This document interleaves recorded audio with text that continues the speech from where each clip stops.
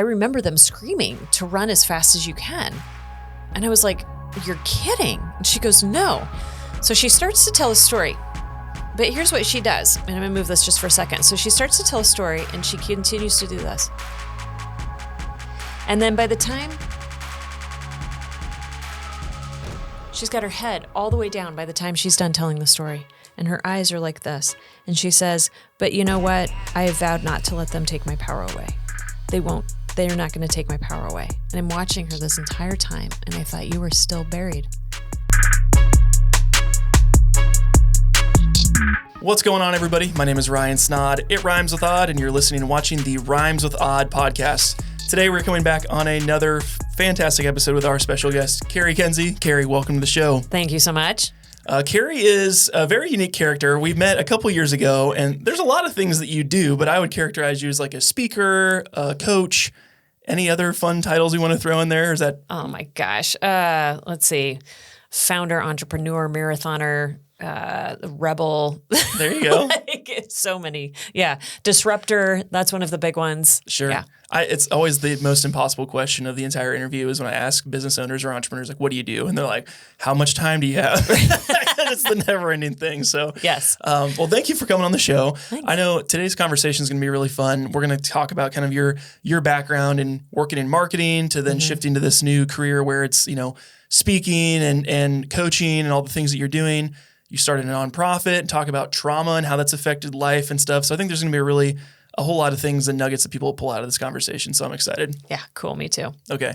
Before we get into all that stuff, tell me, who are you and what do you do? If you run into somebody on the street, if you're running and someone's next to you and you're like, hi, how are you? What's your name? Maybe not in that scenario, but right. You're in line at a restaurant waiting for food or something. You have time to spare. What if someone asks you, who are you and what do you do? What do you tell them? Well, I am a disruptor, first and foremost. I am a speaker. I am a coach, but I am in the business of impact and disrupting and creating change in the world.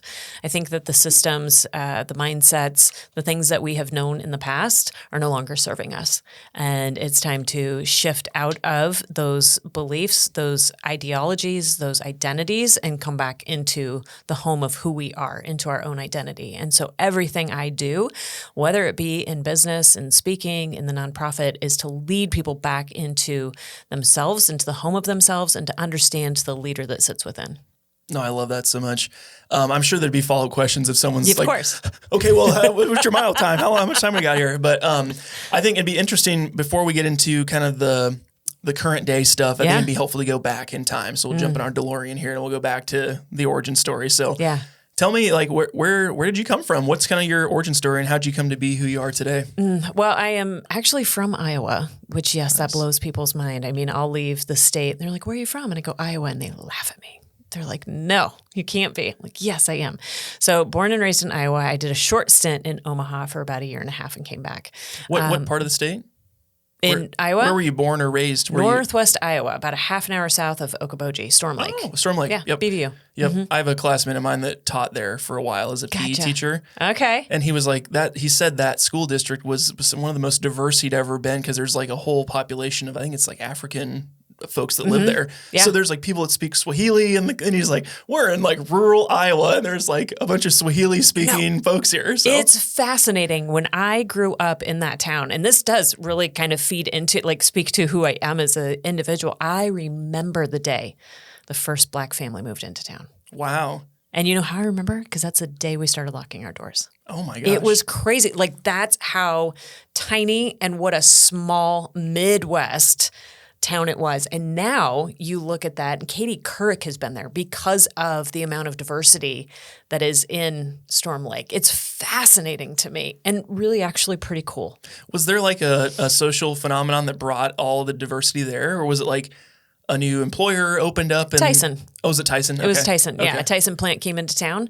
And that wasn't the, very beginning. But that once the Tyson plant came into town, everything changed. Sure. No, and we had an interesting, not similar, but interesting thing in my hometown where it was like there was a huge fertilizer plant that a bunch of migrant workers had come from all over. Yeah. But it's like, then you have like every hotel's booked out, there's nowhere to stay. So then if you have family come in, like no one can get a hotel because it's like everything's booked out. So it's kind of interesting, like how all that kind of shapes everything. So, Yeah. And the town's grown a lot since then. Right. Yeah. Because did you go to college in No, that area? I went to Iowa State. Okay. Mm-hmm. So you got at least out of the smaller town I was out of the small town by elementary school. Like through elementary school, we ended up moving to Des Moines and then was here primarily, graduated high school here, went to college at Iowa State, and stayed, met my ex-husband and had kids and kind of bought the business, did the thing. Sure. We did the thing. What was your major in college when you went to Iowa State? Exercise and sports physiology and kinesiology. Okay. Mm-hmm. Had absolutely nothing to do with what I ended up doing in my career. Sure. Which is a lot of fun. Sure. Okay, so tell me, like you graduate, you're kind of getting situated here in Des Moines. What does that process look like before you kind of get into the owning a marketing agency? Yeah. Well, I graduated from college and I really wanted to work with people in cardiac rehabilitation. I'd always been in that like wanting to help people heal, but I can't do blood. I can't. I'm so empathic that if a needle comes close to somebody, I literally feel it. And I was like, I know I can't go to nursing school for this. So I ended up leaving there, did some temporary work around town, and then got into sales because that's what I had always been told I'd be good at. My dad was in sales, and so that's what I did. I started in cell phone sales, got really bored with where I was at and what I was doing, went back into temporary work to try and figure it out, answered an ad in the paper, yes, that is how old I am, for a job, and it ended up being for a company called Skyline. And I thought it had something to do with the skywalk downtown. This is how naive I was. That's a good guess. I mean, right? I was like, Skyline, skywalk, totally see that. Did the interview, ended up landing the job. And then kind of the rest is history, so to speak, as it pertains to that. Sure. Because you started in like a sales role with Skyline? I started in a sales role. We were a satellite office. So the main office was in Cedar Rapids. We were a satellite office.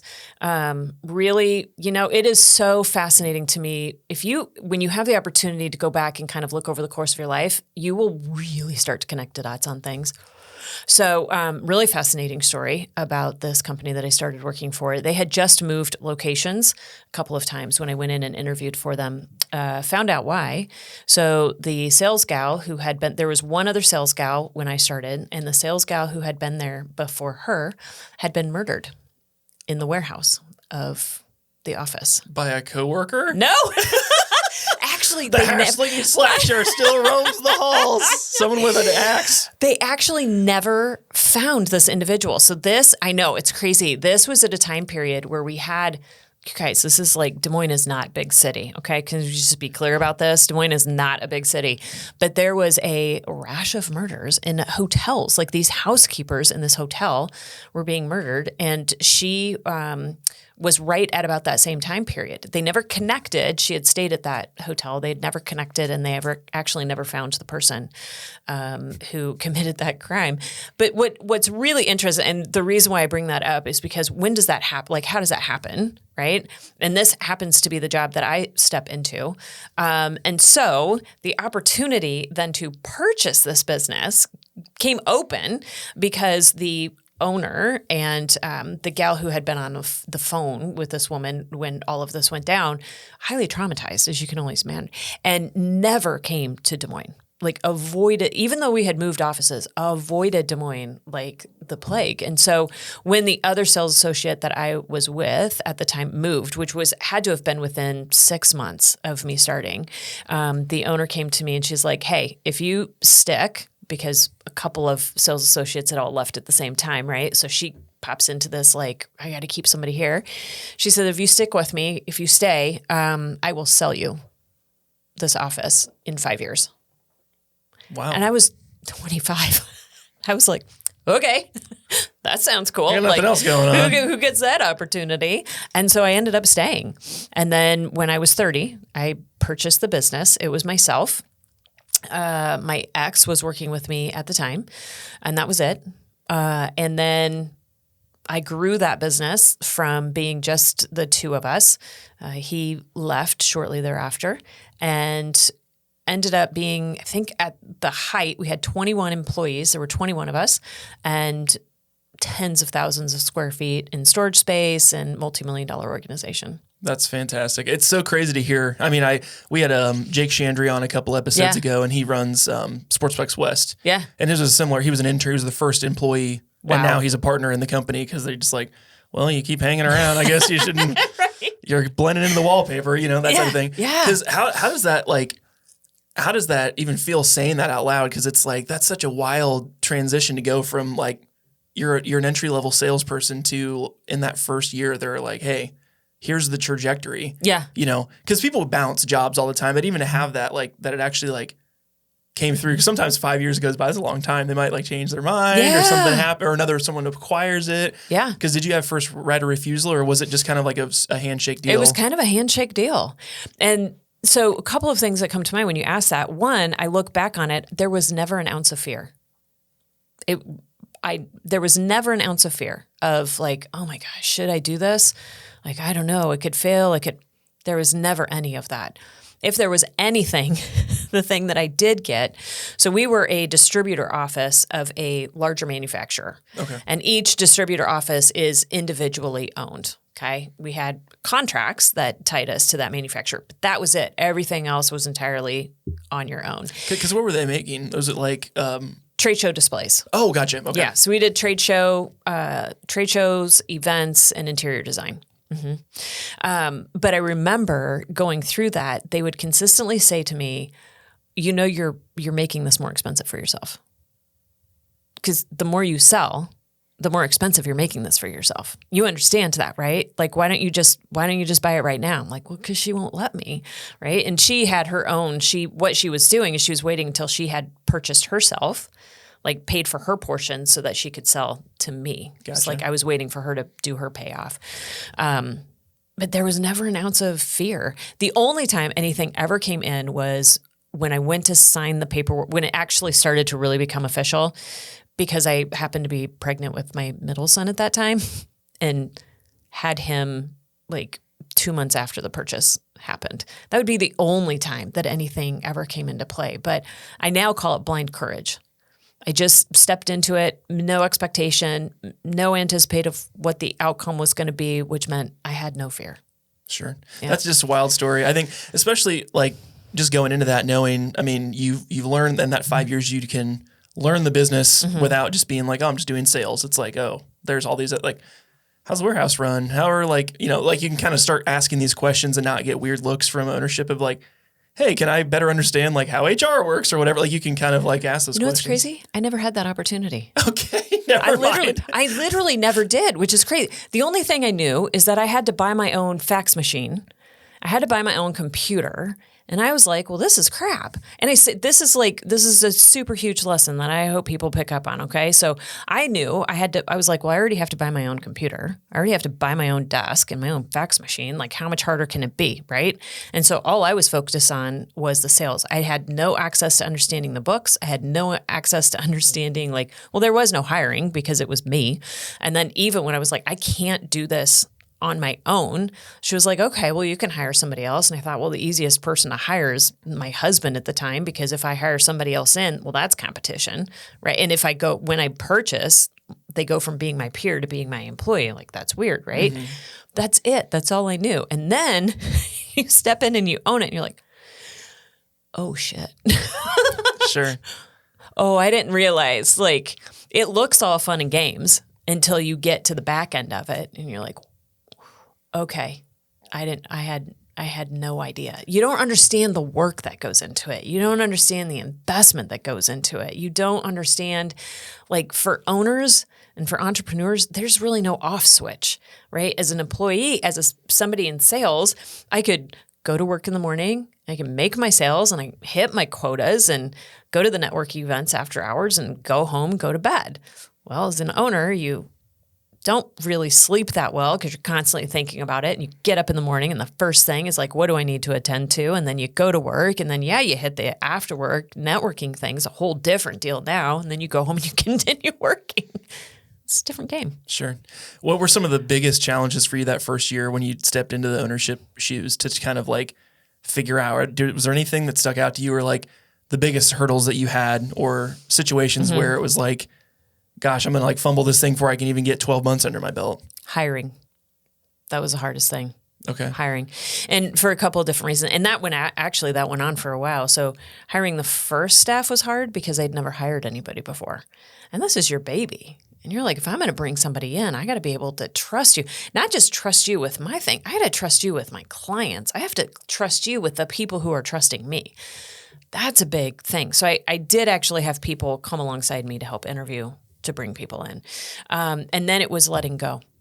Like allowing other people to do things. That's the thing that held my business back, I would say, for the longest period of time, is I felt like I had to do everything. I had staff, don't get me wrong, but I still felt like I had to do everything. And I remember walking into a board meeting and I, had my computer, and I swear I've got stories that it's like my office was a soap opera. I mean, you think the murder thing was weird. I mean, it was, I used to say to people all the time, like, I could have my own soap opera with all the stuff that's happening.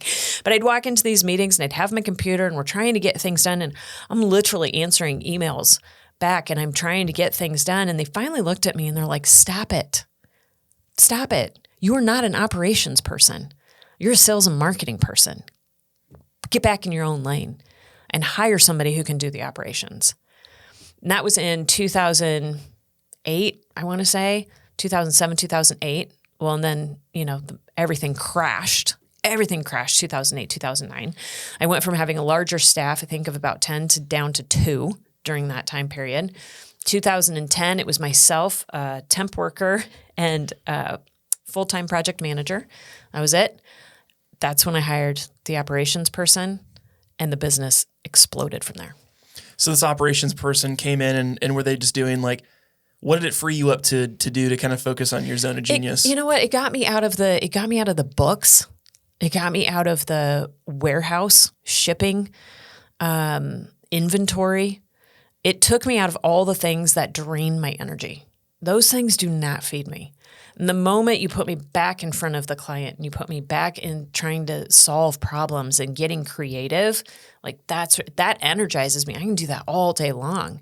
If you throw me into the back end of trying to have to work through QuickBooks, for the love of Pete. Sure. Yeah.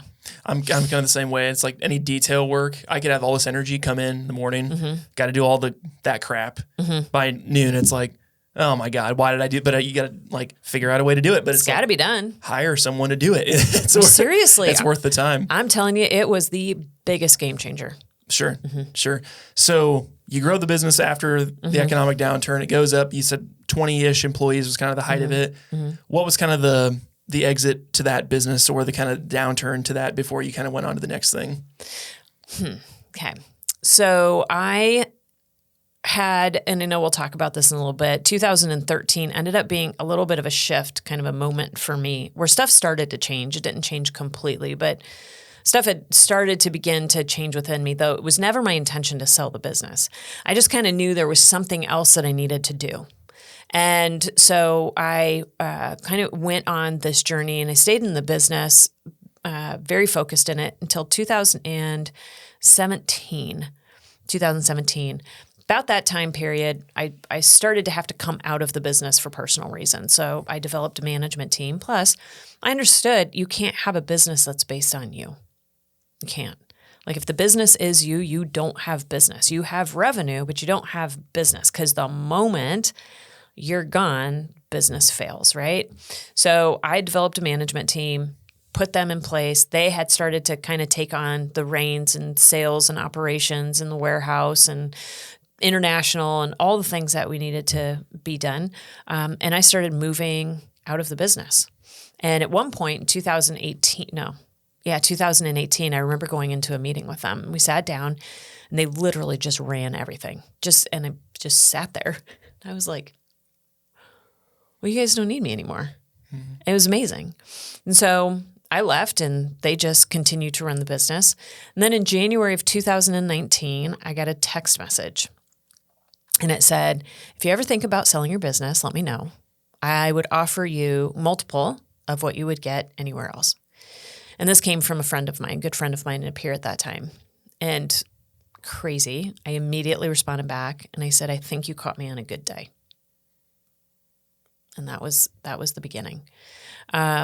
I had sat on the board for the manufacturing company for a number of years, and I had seen some things happen that, where the culture had changed and shifted so much. It went away from being people focused to being money driven. Anytime corporations do that and they live in a mindset of scarcity and they forget about the foundation and they go for the bottom line, things start to crumble. So it was an easier thing for me in that moment to say, I thought you caught me on a good day. And then of course I sat with it and meditated on it. And I was like, oh, for the love, is this what I'm supposed to do? Because it was going to be my retirement. Mm-hmm. That's how long I was in for it. And I just heard, yeah. Well, and in that moment too, like you've built this thing to now you can take yourself out of it. Like, I mean, to an extent you can pop in every once in a while, but you have your time freedom back now. It's like, what was kind of the tipping point for you? Cause you're at that point. I mean, if they would ask you, years prior when you're like trying to answer emails in a marketing meeting and you're trying to do all, it's like, oh yeah, sure. Just take this from me. Cause I'm losing my freaking mind. But what was kind of the tipping point for you when you're, you're sitting pretty good at that point where you're like, I have my time freedom back. There's a team that's a well-oiled engine. Like what was kind of that thing for you? I knew there was something more. I think underneath the surface, I knew that there was something more. And I knew that the business, while good and while doing the thing, was still a weight that I carried, of course. Even though you have your time freedom back and you're sitting outside of it, you're constantly within it, right? Because it is, that's the support, that's the provision, that's like all of the things. And I just, because when I asked that question, I said, is this part of my divine purpose? And I got yes. It's because I just deep down knew that there was something more.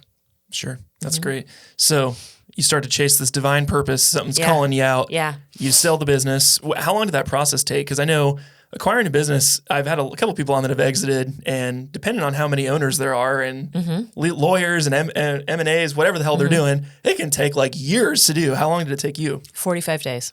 That's it? And in those 45 days, I was in Mexico in classes and on a beach for 30 of them. Were you already celebrating? You're already on vacation. You're already like, it's not even signed yet. You like pop this champagne. When you get to that place of alignment, everything is so easy. And that's when I knew it was I knew that I was stepping into my path and into my purpose, because nobody says it took 45 days and I was on a beach for the majority of them. That's insane. Because you were the sole owner at that time, right? Sole owner. Okay. That makes it a little bit easier too. You don't have to buy out partners like your previous person had to do and all the stuff. So that's really cool. So you exit the company. Did you take a sabbatical? Did you even, or was the day zero as a unemployed person, did you start this new company and do your new thing? No, I was always doing like just a little bit of coaching, a little bit of healing work. I was still very deeply in my own healing journey at this point. And so I spent, I want to say 4 months of that year traveling, taking classes, doing healing, attending retreats. I was gone for 9 weeks over the course of the summer, and just really trying to figure out who the hell I was. I understood I didn't carry the identity of the business owner of Skyline with me because I'd worked through that, but there was a whole other level of things that just needed to be healed and worked through. So I did that for, all of 19 and into 20. And then, 2020 happens, and that was, its own opportunity. And so everyone's going through some form of trauma, or everybody, I don't care who you are. You went through something triggered. Everybody lost freedom. We lost identity. We lost connection. Anything that you knew and you could count on was gone. Like just down to friggin' toilet paper. It was ridiculous, right? It feels like yesterday too. It was 4 years ago that happened, but it's like. But it does feel like yesterday. It's so fresh at least for me anyway. Like I just feel like it was yesterday. Yeah. Because you're talking about like 2019 and whatever. I'm like, oh, that was like a couple years ago. I'm like, no, that was like more than a couple of years ago. It's like or when I hear like, oh, and like the 80s was like 40 years ago now. Oh, it's like. The 80s are like the oldies now. If I'm listening to hair band music, what? That's oldies now. Like, stop it. What? So yeah, ridiculous. Yeah. It makes sense. Time goes on, but I'm like, this is not right. Like, Does not feel like it. Silly. Yeah. Yeah. And it really feels like we lost a couple years between 2020 and today. I know the people I talk to, 2020 to 21, even into 22, those were lost years for people. 22 was, I don't know what the hell 22 was, and let's not even talk about 23. Like 23 was a nut for a lot of people. And it feels like we might be starting to come out of it now in 24. Sure. We'll see. Sure. Well, I think this is probably a good spot to kind of fill people in. You mentioned there was a traumatic event that had kind of shaped your life when you were still at Skyline before you left. Yeah. Walk me through kind of what happened and how it kind of led you to this self-healing journey and what you're doing. Yeah. Well, I started running marathons in 2009. I started running in 2009, which is really kind of crazy. Were you a cross-country kid in high school or college? Nothing. No. Even a trot, like a recreational trot? The only acclaim I have, and I will hold this, is when I was in high school, we had one of those mile races, and I went to Lincoln. If you're in Des Moines, we have a roundabout. That's our gym is round, and there's a track that runs around the outside of it. Okay, so we did these races, and I came in first in the high school, beating like the national champion sprint runner, whatever. Anyway, so that was it. And then I didn't run. I think I did a couple of 5Ks like here and there, just because that's what you do. There's not a lot to do around here.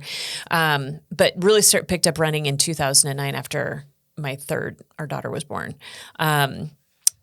Ran 6 miles that May, hooked up with a group of girls. They were like, hey, I think we should do a marathon this fall. I was like, that sounds cool. I had no idea what I was getting into. How many miles is a marathon? Right? Like, just like the business. I had no freaking clue. I was like, that sounds like fun. Sure. So we ended up running the Des Moines Marathon that fall. Great. Then we decided we're going to run another one. Awesome. 2010, I ran the Twin Cities Marathon, still to date, by far my favorite marathon. And I qualified for Boston. Didn't try. I literally had no clue that Boston was like a big thing. I kind of knew it was a thing because one of the gals we ran with had made mention. She's like, yeah, by the time I think it was 45 at the time, she goes, I want to qualify to run Boston. I was like, oh, that sounds cool. So I did it in 2010. Well, in 2010, when you qualify for Boston, and I only say this because for runners who are listening, they're like, your timeline doesn't match up. Okay, hear me out here. So in 2010, I qualified, and when you qualify, you get 2 years. If you do not run the Boston Marathon within 2 years, you have to requalify again. Well, opted out of 2011 because the youngest would have been 2 at the time. We're like, she's still pretty young. Kids are still pretty young. Go in 2012. So in the fall of 11, I book everything. I put my name in the lottery. I get into Boston. Everything is set. Awesome. Training. January of 2012, I broke my hip. Don't know how. Running. Last miles I ran on it were 16 miles on a broken hip. Oh my God. Was it you break it mile 2 and you just kept going? My hip kind of feels weird. I'm just going to keep going. You know what? I never felt it in my hip. That's the crazy thing. What was kind of your symptom? I felt like I had a tendon that just wouldn't loosen, and it started down on my ankle, and then it was up, kind of like the inner thigh. I was like, I just got something that won't loose. I can't. Go into the doctor. He's like, you broke your hip. Wow. Okay. So when's the race? So this is January. So this is January. When is the race with me, that right? year? So the race is in April. So of course I look at the doctor and I'm like, so does this, what do I need to do? And he goes, well, I'm going to tell you right now, you're not running Boston. And I was like, kill dream, right there. Because at this point now, I know the accolade of Boston. I know what I'm in for. Well, we had already purchased everything. So got on the plane, went to Boston. I have notes in my phone seething at every runner that is walking around, right? Because I'm not. And we land and people stand up and a whole lot of conversation starts happening. And I look around and somebody goes, well, didn't you see? I'm like, see what? And they said, well, they just put on the app that if you are in Boston and you pick up your packet, but you don't cross the start line, they will grandfather you in to next year because it's going to be so hot. They've never done that before, and they've never done it since. 2012 is the only year. It was probably 100 plus degrees or something. I don't even know if it was 100 plus. I just know it was going to be really, really hot and probably humid that day. So we went, picked up the packet, left town because I didn't want to be there for the marathon, and that's how I ended up being there in 2013. Now, 2013 was, I was healthy, was doing well, started the race. It was absolutely gorgeous, like absolutely beautiful day. Was running till about, I want to say about mile 20. I was on pace to requalify. That was my goal. I was going to requalify on pace. Ended up like muscles start cramping, pulling off to the side, needing to get some water. And I've been through this before. So I had bought the finisher's jacket, my conversation, because this is my carrot. You have to finish the race. If you don't finish the race, you can't put on the finisher's jacket. You've already bought the jacket. So you have to finish the race. But you can go to the med tent as soon as you're done. And this I'm telling myself, I will go to the med tent, just get me through to the finish line. So you're halfway through. How long is the marathon? 26. 26. So you got 4 miles to go, 5 miles to go. Yep. And you step to the medical tent to try to... So I at this point, I'm just stepping off to the side. I'm grabbing some water. I would do a little run. I'd do some walk, and then I'd have to stretch, and then I'd get some water, and then I'd run, and I'd walk, and I'd stretch. And this went on until I crossed the finish line. Okay. So I ended up finishing at 3:49. And when I crossed, I collapsed onto one of the fences, across the finish line. Volunteer comes over, is like, "We got you," right? That's when they take me into the medical tent. So I'm in there, and they've done, they've come over, they've checked on me. They're trying to probably just need fluids. She needs to rest, all those types of things. They get up to go get IV, whatever they're going to do. And as I'm sitting there, I hear this blast, and my mind immediately thinks, oh, I didn't know that's how they celebrated Patriots Day. I didn't know they let off cannons. That's pretty cool. And as fast as that comes in, the second boom happens, but it shakes everything. It felt like the ground was going to come out from underneath me. That's how, to the core of the universe, this thing shook. The tent shaking, I'm shaking. And I immediately look up, and I catch a volunteer's eyes, and we knew exactly what had happened. You knew bombs had just been set off. I don't know how the hell I knew that, but that's what I knew. And so I stand up, and instantaneously, I tell you what, it's like slow motion and fast paced all at the same time. They immediately start bringing in wounded individuals and wheelchair, the things that I witnessed coming in. I immediately was like, I do not need to be here. And I have no idea where my family's at. I don't have a phone. I have no way of getting in touch with anybody. I don't know where anybody is. So I leave the tent, and I'm standing outside, and I look to my right, which is down Finisher's Alley. And the way that I remember it was, it's bright and sunny and empty. I don't remember seeing anybody down that street. And then I turned to my left, which was the finish line, and it is literally smoke and chaos and darkness and screaming. And these individuals start screaming, "Run as fast as you can." And I see this line of yellow jackets, these volunteers start chasing me down the street. And I turn and I ran. And I don't know where I went, how fast, how far. I don't know. I don't remember stopping. I don't remember anything. And I made it to the family waiting area. Eventually, so somebody who lived in Boston, a Bostonian, came over. Is there anything we can do? How can we help you? The kindness of humanity was just overwhelming. And I said, I can't find my family. I don't know what to do. Here, take my phone and call them. And I was on the phone forever because you couldn't get through. Finally found my ex and my mom, and we somehow made it back to the hotel, found a cab, made it back to the hotel, and watched the news, went to dinner that night, went down the next day, was standing at the end of Boylston Street. Of course, I'm wearing my finisher's jacket, and I've picked up my bag, and a reporter comes up, and he wants to ask me about my experience. Can you tell me what happened? Can you tell me where you were? And there's a voice in my head, and this voice said, "It's not your story to tell." And I never looked at that reporter. I literally turned, tucked my head, and we walked away. And I didn't realize what a profound moment that was for me. And a profound moment, I think, that too many of us face in this stepping away from our own experience, because I wasn't physically injured. My family was fine, right? So I didn't have any visible expression of any kind of traumatic experience. And so there was, we do this, we dismiss ourselves. we set aside our experience because somebody had it much worse. And that would take me on a very, very long journey to come back to myself. Yeah. And thanks for sharing that. I know it's probably hard to just relive a really hard moment like that.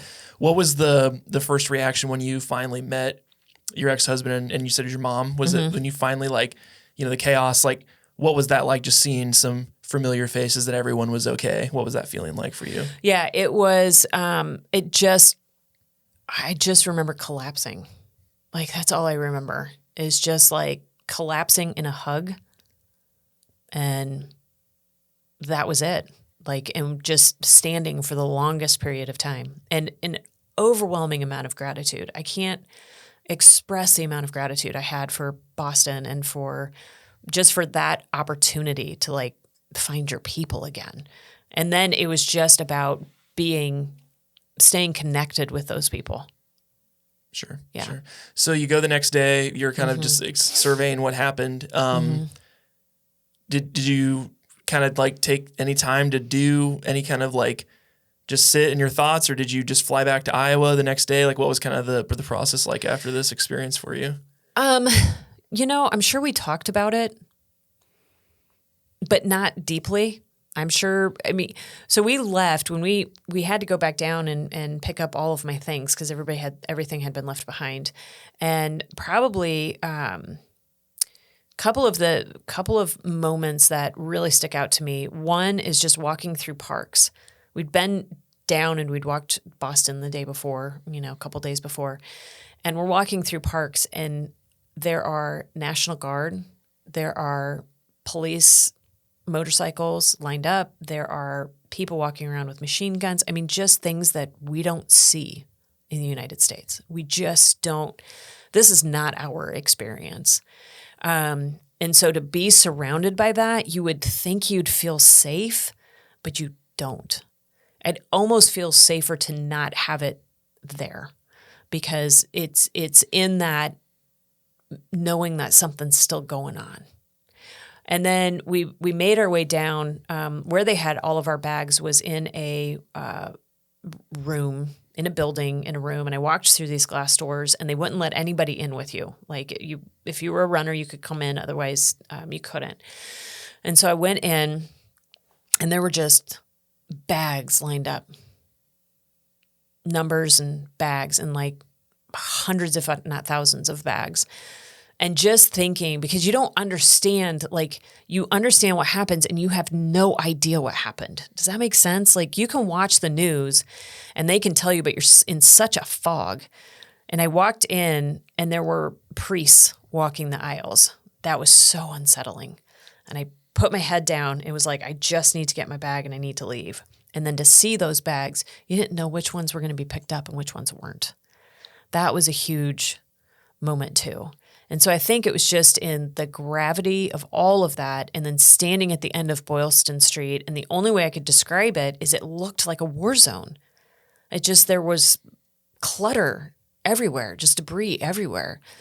And the things that you think will never happen to you, right? Like, that would never happen to me, right? I'll never go through an experience like that, or I'll never get divorced, or I'll never lose a child, or I'll never whatever. All of a sudden is in your backyard. And I had that thought. I remember very clearly thinking, this is now in my backyard.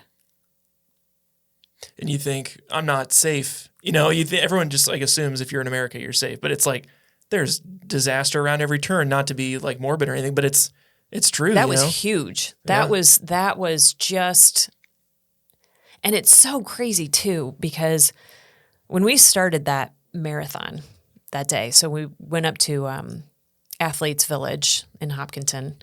They bus you up there, and it's a great big field and open, and they've got, tents set up, people to do massage. I mean, they do it right in Boston, I'm just saying. And we're standing up there, and they've got a big screen TV. And before the marathon that day, there was a moment of silence for Sandy Hook Elementary School.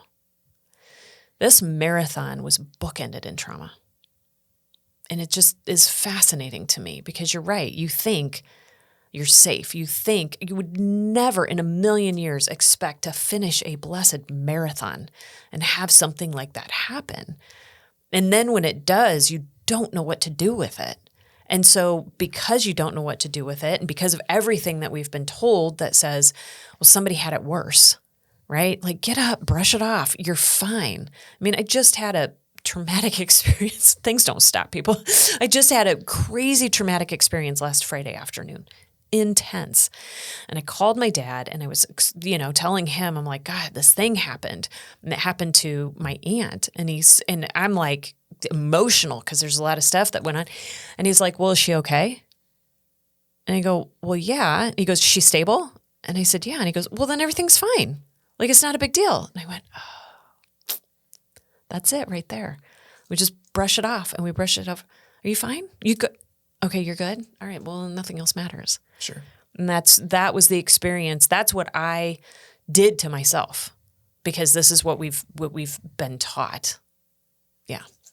No, it's just crazy to hear the whole story because it's again, from the outside looking in, well, your leg wasn't blown off. You weren't in an actual war zone. You weren't in a cafe and a bomb blew up and killed your whole family, but you survived. Like, yes, but you were also like the proximity to that still has a mental effect on you. And that's huge. Brushing it off could just be more and more of like suppressing that angst or that feeling of I'm never safe anywhere. Like that would just follow you everywhere. So as you're kind of going through that, you come back home to Iowa. I know you've mentioned many times, like you just went right back to work and started working right away. What was that like?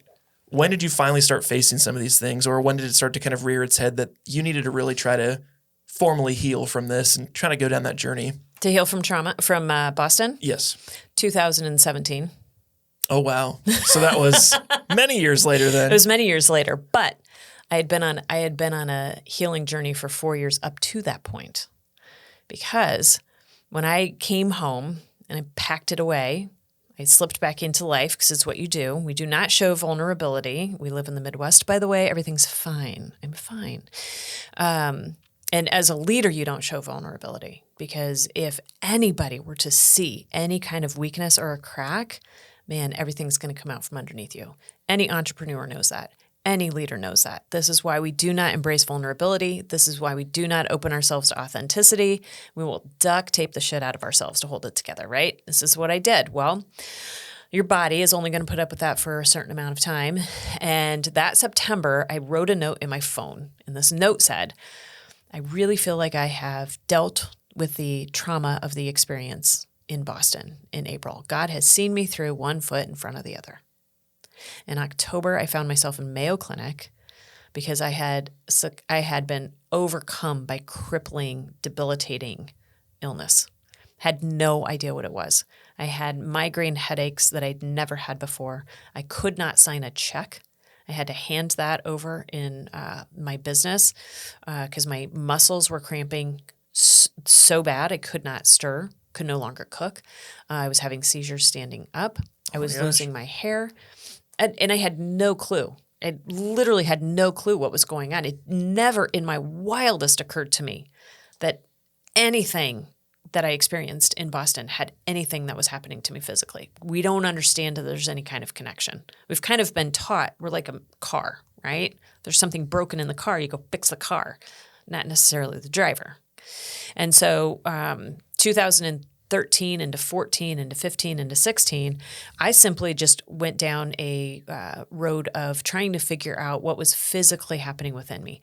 I needed diagnoses. I needed a prescription. I needed to feel better. I didn't care what the hell it was. Nothing was helping.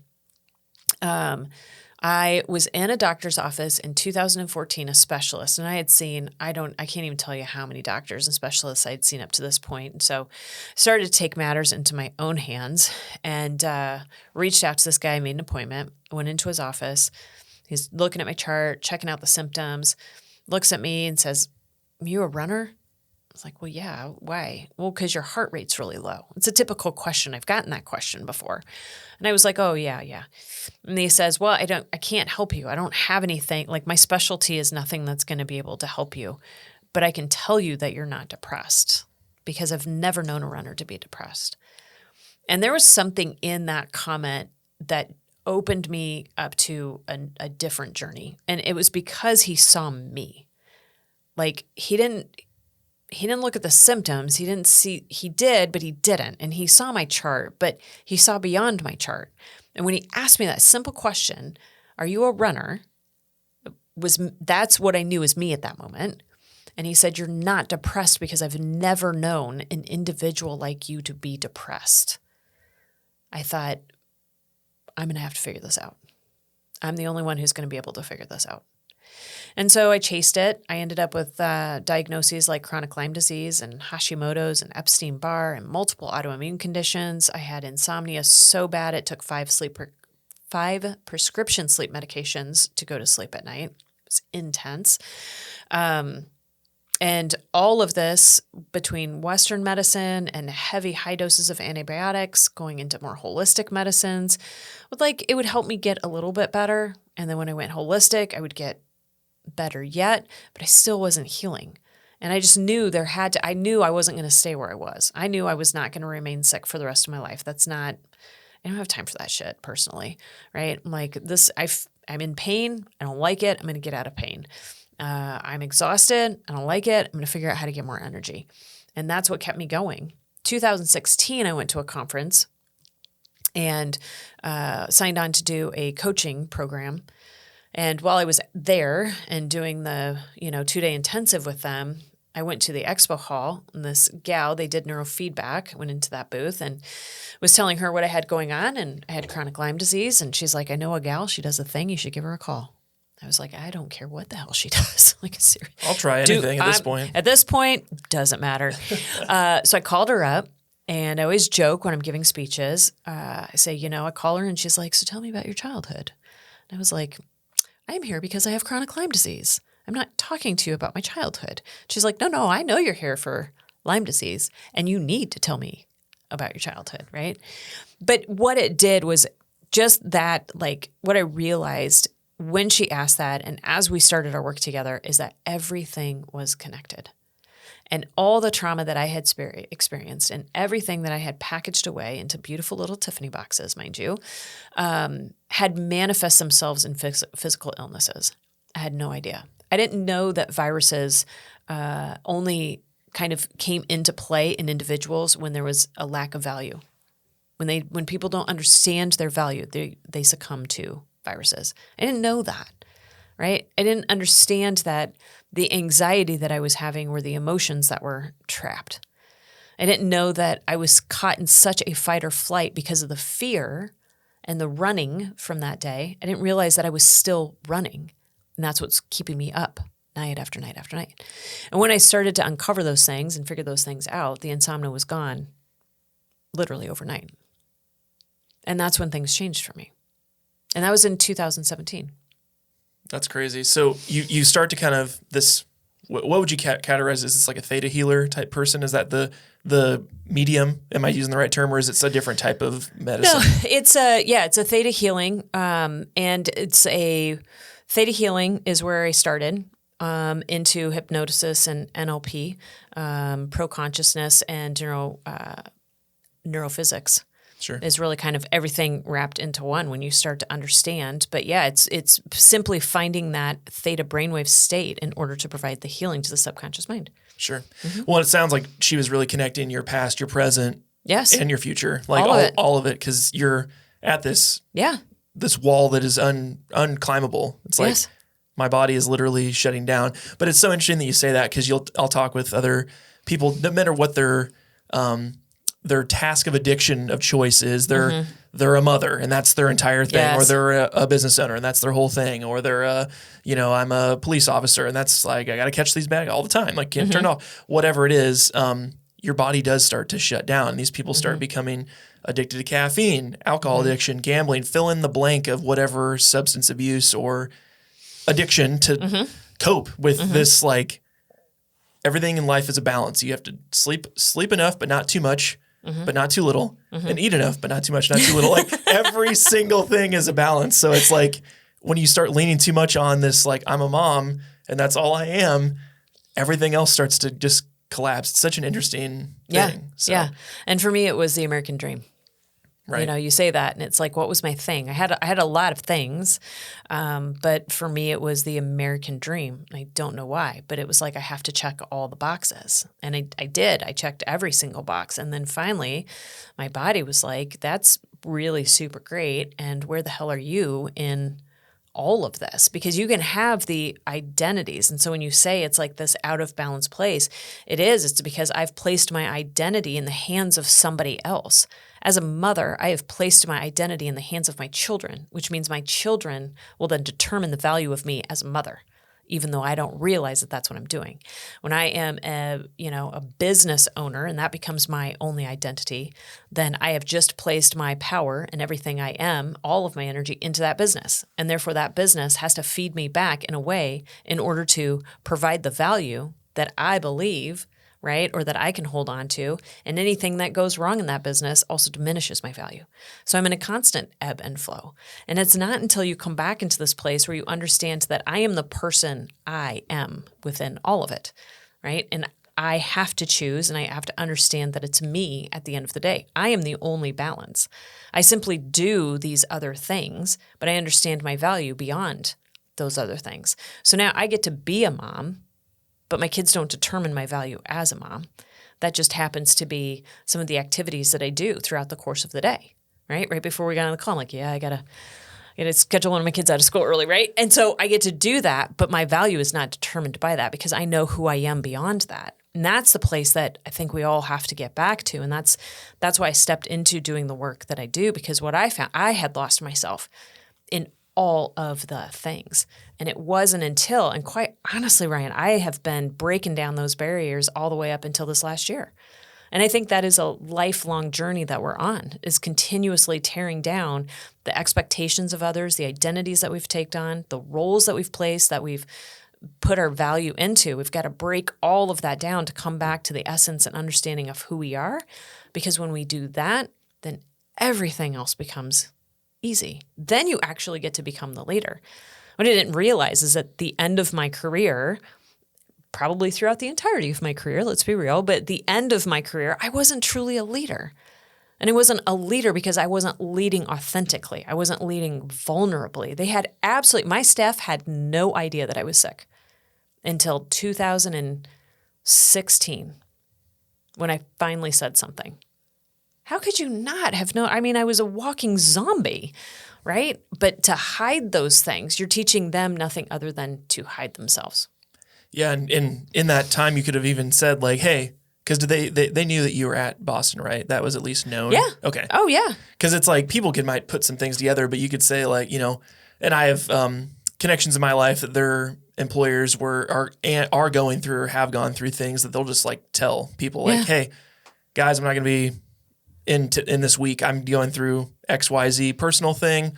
It's been really taking a shot on me, but I'm going to go work on this so I can come back better. And it's like the respect those people have for their employer at that point, because the fact they would even tell them, you don't have to tell them, but they tell them because they just want to be transparent. It's not like, I don't want to be with you guys all week, but I'm going to go on a cruise and I'll come back, like my 5th cruise this month because I'm like, but it's like, no, I'm on the brink of like losing my mind over whatever. And I got to work on me, so it's kind of an interesting process. So you go through this healing journey and you decide you want to help others. Yeah. You look back down the road, you're like, that was a long 4 or 5 years. Like, let's help other people so they don't have to spend 5 years figuring this out. Yeah.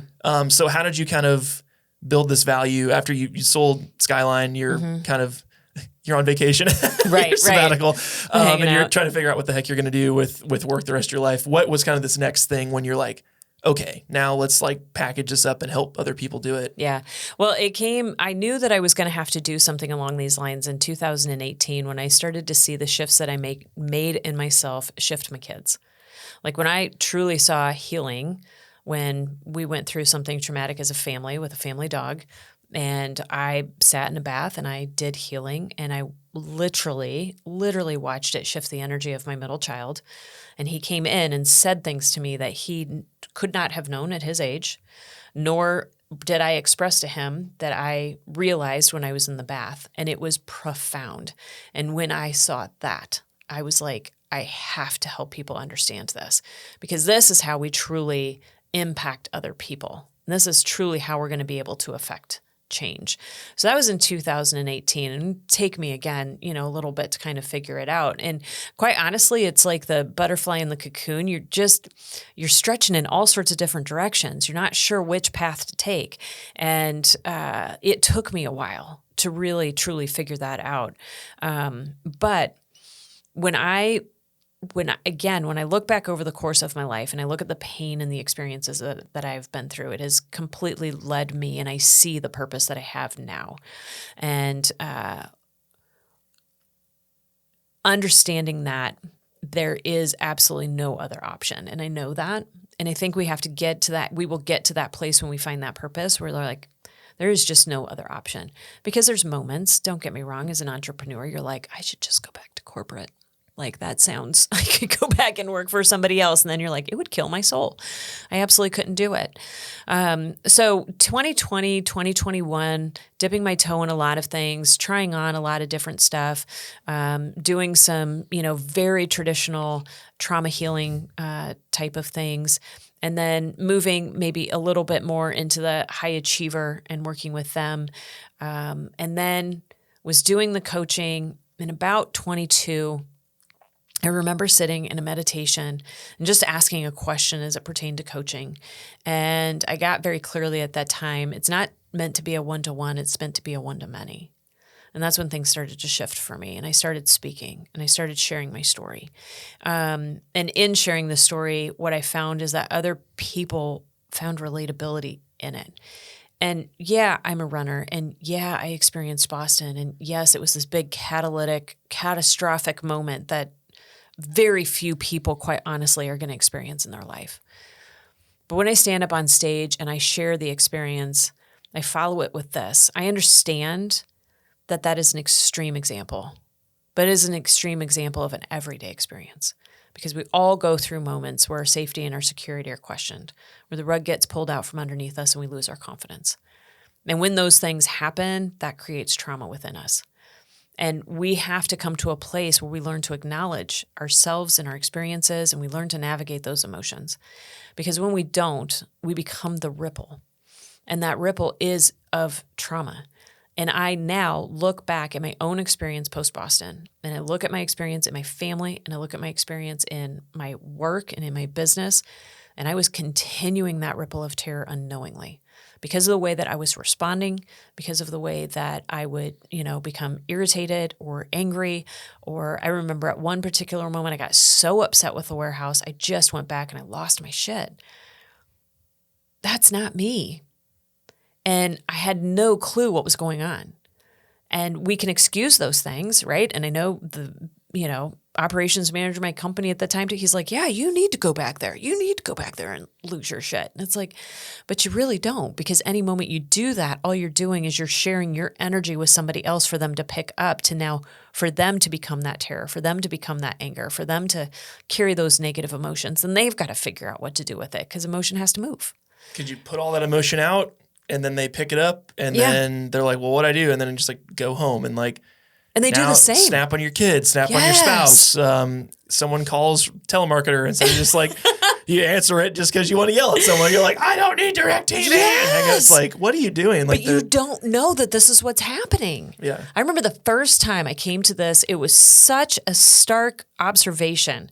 And I was like, wow, the universe showed me that in a profound way. I went into my office and my prior operations manager had left. It's its own story.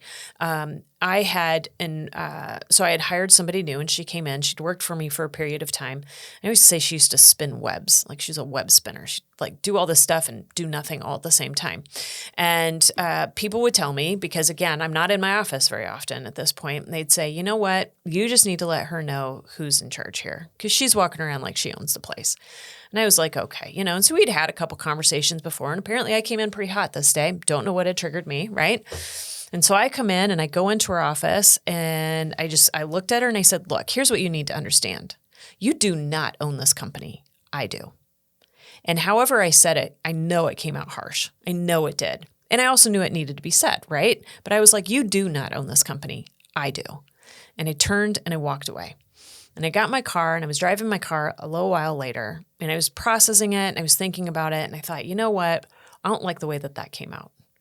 I don't like the way it came out. So I called her up and I said, hey, I just wanted to call and I needed to apologize. I needed to apologize for the way the way I expressed that to you. Yes, it needed to be said, but it did not need to be communicated in the way that it did. She sat there for a moment and she burst out crying. This is not a woman who cried. And in that moment, I realized what happened. She released the energy. I gave it permission. Because by me calling and saying, I apologize, I'm sorry, it's not the way that needed to come out, she was able to release that energy before she ever even got home. And then I realized it was like, oh my God, that's the tour. This is what happens. You're right. And we don't realize that these are the things that we're picking up in the world. And I don't realize that the experience, the traumatic, call it trauma, call it like conflict, call it whatever you want to call it. But the conflict you had this morning with your spouse has carried into this office and has now come out on this client or has come out on this staff member, and you don't realize it. And then they pick it up and they take it and they carry it forward. And this is the ripple. And this is what I am endearing and to disrupt. Like, we've got to come back to that home within ourselves. We have got to come back to that place where this is not how I respond. This is not me. And I have the ability to be present enough in the moment that I don't respond that way. I love that. And I just love the visual of like, I never thought of that, like energy moving through people, and it has to like, literally like you're in a pool and you splash and it's just going to keep going and going. Like, but then in the adverse and the good way of it is if you're calm and someone comes in hot and you can put your hand on someone and be like, just take a breath. Yeah. It completely stopped. It's like hitting a rock. It just goes splash and it comes off and you're just like, it's good. I'm not letting that energy in my life. Like, swerve, see you later. Well, like, whatever. Like I always joke at my wife and I's wedding, there was a bunch of crazy stuff that happened, but ex-girlfriends from my groomsmen showed up and we're trying, whatever. I come out like of our venue and there's like a gal just like crying on the ground, and I'm at my wedding and my gosh, normal me would have been like, what's wrong? But I'm just like, I'm not like, I'm like, not today. Like I'll talk to you some other day. Like, this is my wedding day. I'm not going to like, so it's kind of like, you just like swerve it. See you later. So it's kind of interesting how that goes, but okay. So we'll take a break from all this heavier stuff. We'll kind of lighten it up a little bit. We're going to do a lightning round. Yes. I've not briefed you on these questions, so I will rapid fire these. Answer as long or short as you want to, but, are you a podcast listener or book reader? What's kind of your thing that you like to do? I like to listen to books. Listen to books. Okay. Mm-hmm. What's a book that's really stood out to you like the last year or so that you've been listening to that you would encourage other people, or that you've learned something from? Like, man, I should recommend this book to people. Okay. I've got two. The New Earth by Eckhart Tolle and You're a Badass at Making Money. Okay. Mm-hmm. Nice. Mm-hmm. And they're both like, the first one sounds more of like a different book than the second one. Very much so. Synopsis of the first one. What's kind of the general gist of it? The general gist of it is understanding awareness and understanding how to be in a place of presence continuously. Okay. Yeah. And the second one's pretty self-explanatory. You are a badass at making money. Yes. I love it. Jen's amazing. You must listen to that book. Yeah. Have you traveled in your life quite a bit? Oh, yeah. Where would you, of all the places you traveled, any place that you'd live permanently or somewhere that you would, like, bucket list place to live? Oh, well, I'm moving to Arizona in about 15, 16 months. So, oh, congratulations. There you go. Yeah. Sedona is absolutely by far one of my favorite places. The energy there is just off the charts incredible. I also love the UK, London, and my oldest is currently in Spain. And so he sends pictures. I'm like, maybe someday. Yeah, I might have to come visit a little bit more often. Mm-hmm. I know you've gone through this mental healing journey. Any daily mental health practices that you do to get either centered in the morning, or if you're like about to explode with negative energy, like how to simmer that before things explode? Any things that you do daily that you'd want to pass on to people? All right. So two things. One I've incorporated very recently, which is I listen to an abundance meditation before I get out of bed in the morning. That's the first thing that I do, because you need to, I believe that we need to place ourselves in an abundant mindset the very first thing when we wake up in the morning. We're in a still kind of like a theta brainwave state. And so the subconscious mind is very open and permeable to be able to take those things in. So that's one thing that I do. If I'm sitting in a position where I'm feeling agitated or like I'm going to lose it or I'm completely overwhelmed, then I will go sit in a chair, sit on the couch, whatever. I will close my eyes and I will take 3 deep breaths, but I will focus those breaths in my heart space. And it takes me out of my mind and places me into my heart. And it shuts down that monkey mind. And then if I'm in a space of like overwhelmed, I don't know what to do, then that's the place I'll ask the question. What is the next thing that I need to do? And I follow that guidance. I love it. Pre-speaking routine. Do you have to do that when you go to speak to kind of like get centered and get jazzed up, or can someone just hand you a mic and you're like, hey? No. Some people have to go through like a mental exercise to get ready. Some people are like, oh, here we are. No, I love to be on stage. That was like, I'm one of those people who was like born to be on stage and speaking. So that I don't have issue with. I would say the pregame though, there's always a little bit of pregame. One, I don't eat. I never eat before I go up on stage. I have to have a space of silence, but movement. So I will close myself off to everybody else around me for probably a good half an hour to 45 minutes before the talk. I will run it through, my mind, right? So I'll kind of hit the high points, and then I always, whatever needs to be said, let it come to me and let it come through me because I'm here for the audience. So that's one thing that I say. And then, like movement, I have to bounce, I have to jump, I've got to run down a hall, I have to do something. I love it. Like this is just how I am. And music is really helpful. So those, I guess, would be my pre-games. No, I love that because I think people just think what's the guy, the CEO of Apple, Tim Cook, he just gets up on like, I can't imagine that dude just gets up there and is like, good morning. And then no rehearsal, no thoughts, no preparation. Just like, welcome to Cupertino. Like, I'm sure he thinks a little bit before he does that. So those are great. That's great. Yeah. You're now through the lightning round. You can take a deep breath. That was easy enough. You can do your 3 heart-centered breaths because you're out now. So this is great. Go back into space. Yeah. I love that. Okay, so tying it all together here, we kind of touched on your healing journey kind of led you to start a nonprofit. So tell me a little bit about Ripples of Change Foundation and what brought it about for you. Yeah. Well, it was my experience. And quite honestly, it was through speaking engagements when other people would come up to me. So in the spring of 22, I was at a retreat with some women from the National Association of Women Business Owners. And we're sitting, and I've been involved in this group for a number of years. And so some of them knew my story. One of them was a peer who owned a fellow Skyline. And so I'm sitting and I'm sharing my story, what had happened. And one of the gals looks at me from across the table and she goes, I had to have been like 20 feet away from you. I went, what? And she goes, yeah, I remember them screaming to run as fast as you can. And I was like, you're kidding. And she goes, no. So she starts to tell a story. But here's what she does. And I'm going to move this just for a second. So she starts to tell a story and she continues to do this. And then by the time she's got her head all the way down by the time she's done telling the story, and her eyes are like this. And she says, but you know what? I have vowed not to let them take my power away. They're not going to take my power away. And I'm watching her this entire time. And I thought, you are still buried. You're still buried under the burden. They do have your power. And they have your power because you're not acknowledging it, because you're not expressing, because you're not allowing. And that was one of the first times that I really saw what it, like physically, what it does to people. Like her energy just literally shrunk. Her entire being shrunk. She had her head on the table. She was looking up like underneath her eyes where she's, got her head bent down. She's buried. So fast forward, I ended up doing in-person workshop for the boards of NABO. And my girlfriend was on the board, and so I'm speaking, and she goes, I was really listening because, it's the first time I've really heard you speak, and it was amazing, and you're leaning, and it's Boston, but I was really paying attention because we all know that she was in Boston that day. And so, just trying to see how she was going to respond.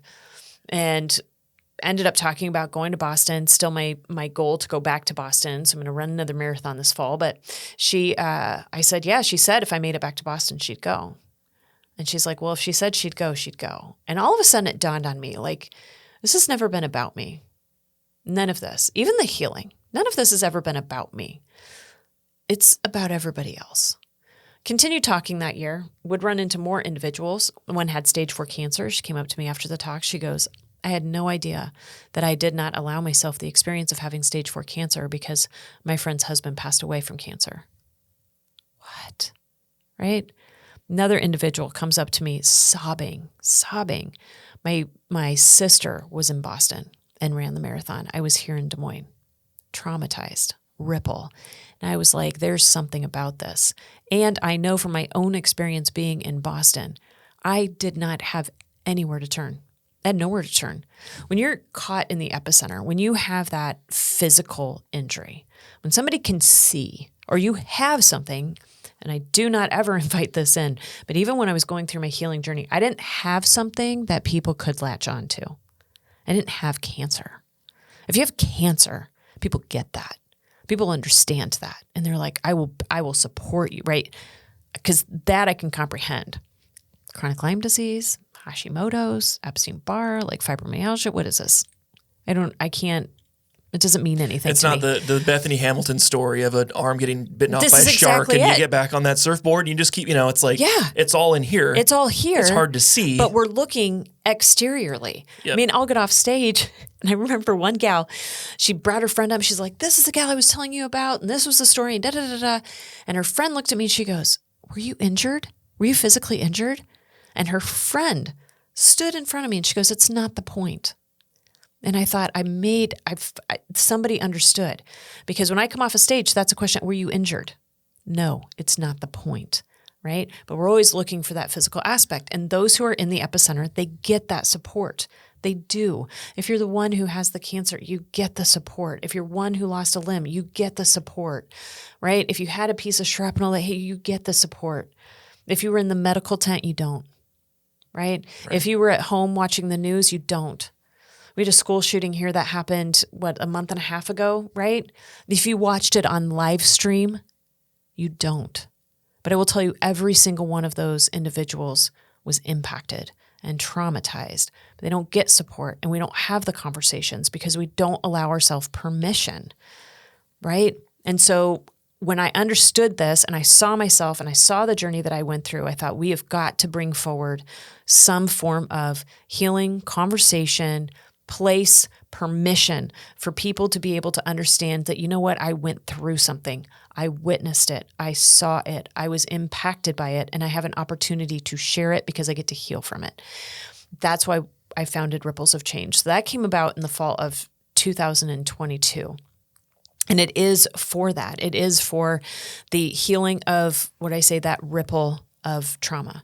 So ultimately our goal, we have many goals, but ultimately the goal is that as something happens like it did in Perry, or as something happens like it did in Boston, or even with a natural disaster, or you remember the Surfside collapse, right? Any of those experiences happen, then our team goes in and we have conversations in the community. We have conversations with those who were by extension and share the stories, share our stories, share other stories so that people can find relatability in them. And they go, wow, you experienced that? I experienced that. That's what you went through. I went through something like that, right? So now if I'm sharing my story with you, you have the ability to find relatability, and it gives you automatic permission to go, I get to have a voice in this and I get to heal from this. And then you heal from it. And now all of a sudden you've created a ripple of change and no longer a ripple of trauma. We're not carrying that terror out anymore, right? And so it is this whole disruptive nature, not just within the communities by shifting conversations there, but I also feel like we need to shift and disrupt the way that we're doing documentaries. Because I look at the Boston documentaries that have been done, and every single one of them is traumatizing. Every single one. We didn't even know it was a Boston documentary, and I have done mad healing around that experience. I mean, I sat and watched Patriots Day, for Pete's sake. Oh my I will gosh. put myself in it in order to heal from it, right? That's like somebody being at Pearl Harbor and watching. And watching Pearl Harbor. Yeah. That'd right? be so hard to do. It's so hard. But I think sometimes you've got to put yourself back in the pain to find the purpose. You do. And that's always my experience. If something's painful, I'm going to put myself in it to find the purpose, to find the healing. And so my middle son has started, he wants to now run marathons and he wants to qualify for Boston. And so he's kind of started down this trajectory, and we watch a lot of running movies. And Spirit of the Marathon is one I watched way back in the day, right? Well, then I heard that there was one done about Boston. I was like, oh, how cool, right? So I'm going to watch the one, we're going to watch the one about Boston. I tell him about it. He's like, yeah, let's do it.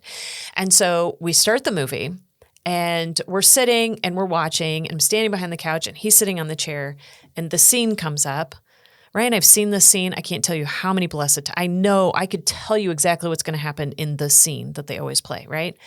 And so the scene, I'm not expecting it, but the scene comes up of the bombing, and I see it. And the moment that boom hits, I jump out of my skin behind the couch. I'm like, son of a, my son looks at me and he's like, Mom, how many times have you seen that? I'm like, I know, but there's still something within it. So I look at that, Ryan, and I think this is what we're doing. So I've now been triggered. I know how to handle triggers. I know how to put myself in that position of pain, and I know how to ask the questions in order to find the purpose, in order to find the healing. I know how to do that. This is what I teach. This is what I'm doing in the world, is show other people this.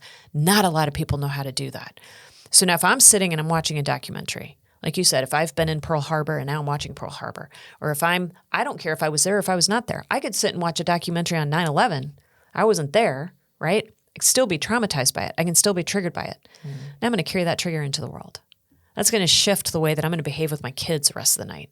And I'm not even going to understand why. We've got to start disrupting these things. We've got to stop perpetuating the trauma, feeling like it's the thing that's healing. And we've got to start landing in the healing through story. I love it. So you mentioned like coming in like for hardships like Perry. Did you guys go to Perry or help outreach at all with that? Or is that just like an example of No, it was an example. Yeah, okay. We were not quite formed. Sure. Like we had formed in 22, 23. I just didn't have the right people on the team. The end of 23 into 24, I started transforming and pulling the right players in that needed to be there. And when that happened, it was like, it's just that moment when you're like, we know we're exactly where we're supposed to be and doing the thing we're supposed to be doing because that happened right in that moment. Sure. And it was like, okay, this is our trajectory forward. Sure. So what's the vision for the foundation as you kind of build it out? Is it something you'd have in every state? Is it like you have like a large conference every year? Like what's kind of the vision that you have for this organization? So the vision is large conferences, it's retreats, it's resources. So giving people the ability to find resources. I think our first initiative is going to be in the 2-day retreat space. Allowing and bringing people opportunity to not only be able to navigate their own story, but also to be able to heal through that story over the course of 2 days. So that's going to be the first thing that we do. We are also walking alongside a group of women, USAFA women writers. These are women who have experience, they've gone to or they've graduated from the Air Force Academy, coming on 50 years, helping them to be able to navigate through their stories and to help them heal through their stories. Long term, it is going to be where we are going to be located all across the state. I think we're going to be doing things around the world. I think we're going to be going into these, I know we're going to be going into these communities. We're going to be having these conversations. We have, the speakers, myself, I've got a board, like just to go in and have these conversations to open people up to themselves even more deeply. And it very much intertwines with the business shift that I am a co-founder of as well, which hits in the leadership disruption in that space. And so we're going after it from all different angles. No, I love it. And it's so easy for someone like yourself that had been through trauma by proxy where people won't, like you said, validate your experience to brush under the rug, let it slowly destroy you from the inside. And then even after you've come out the other end, you could have said, that's the end of the line for me. Okay, I'm better. This is great. Yeah. But to take it a step further and to offer it as a business and help other people with their trauma and to start a nonprofit, that can also, it's putting out the ripple of change of positivity, not the trauma. So it's like you're breathing it out in all aspects that you can, which is great. It's so cool to see. So I know kind of the other thing that I wanted to ask through this whole experience, like you've learned and done so much digging with yourself through Boston and everything. What was the biggest thing biggest lesson that you learned from that experience about yourself when you look back at all the things that have happened since then, what's the biggest thing that you took from that experience or the lesson that you learned about yourself? That I matter. End of day. I had somebody ask me, I had a few people ask me that when I'd go speak, right? Because I talk a lot about patterns. I know that we operate in patterns. We operate out of limitations, out of beliefs in the subconscious mind, right? And all of these things stem back from childhood. And so we're in a repetitive manner until we figure out what that pattern is and we disrupt it so that we can shift it, break it off and go, clear new neural pathways. And so many people would ask me, like, so what was your pattern, right? When you got to Boston, like, what was your pattern? Because I clearly placed myself in that position. Consciously? No, we never consciously do this, right? But my higher self knew I needed to be there for whatever purpose. Okay. And invalidation. That was it. I spent a lifetime invalidating myself and my own experiences to the honor of others, to pleasing others, to the expectation of others, to, the duties and the performances and the expectation, like all of those things, I had set myself aside. And so if there's any lesson, if I had 10 minutes at the top of a mountain, I would say these 3 things. It is to know your worth, honor your truth, and choose you. That's all you can do at the end of the day. If you do those 3 things, your life will completely shift. You will find joy. You will find fulfillment. You will understand who you are. You will find that balance, right? Everything will just become magnetic. You will be in a state of flow and ease. And so all of the journey and all of the healing led me right back to the very beginning of who we are and where we're meant to be in the earliest stages before the world gets a hold of us, right? Is understanding that we're worthy, that we have value, that we get to honor our own truth, and every single day we get to consistently choose ourselves. I love that so much.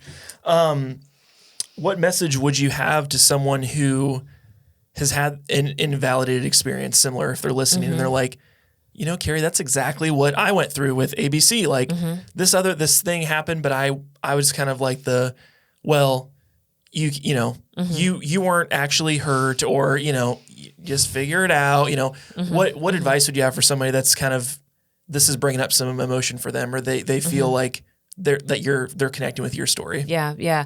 I'd say you need to have your story heard. But I'm not talking about like, let's go to a therapist and have the story heard. And I say that because a lot of times when you do that, you're going to tell the story and tell the story and tell the story and tell the story. And it's just going to ingrain in your mind and it's going to become your truth. Okay. Your story is not your truth. The story is the experience that you have had in order to find your truth. So it's finding an individual, somebody who with compassion, with love, has the ability to truly see you for the experience that you've had and to help guide you through that experience back to the truth of who you are. Because you're worthy of expression. Nobody gets to take that away from you. You never have too much trauma. There's never anything that doesn't get to be expressed, doesn't get to be exposed, or doesn't get to be authenticated out into the world. It's just finding that space, finding the safe individuals, finding the kindness and the love, and somebody who's going to help you to be able to navigate through that. I love it. That was all my questions for you today. Nice. So we got through everything today, Nice. which is great. So for people that want to learn more about you or Ripples of Change, where should people go to find out more about you? Oh my gosh. Well, right now, Cari Kenzie is where you can find me on all social medias. We will soon have our Shift website up and running. That is a business that I have co-founded, which really speaks into the disruption of leadership.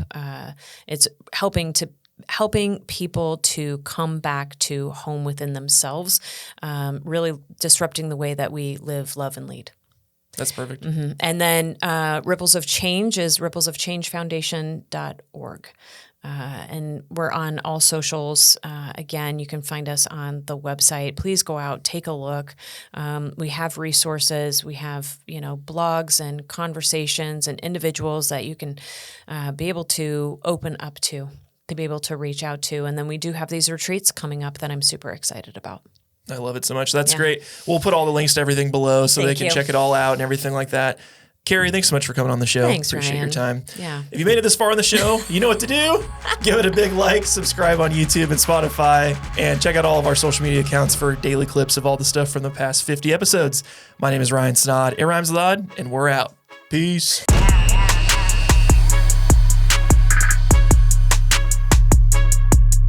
Thank you so much for watching yet another episode of the Rhymes with the Odd podcast. We really do appreciate your support. If you could give us a 5-star review on Apple iTunes, that makes a world of difference, guys. Also, if you're tuning in on YouTube or Spotify, make sure to subscribe so you don't miss another episode, and check us out on social media. Also, if you'd like to inquire more about our services here at Snaadt Media Group or learn about doing your own podcast for your own business, you can find us at snaadmedia.com. We'll see you in the next episode. Peace.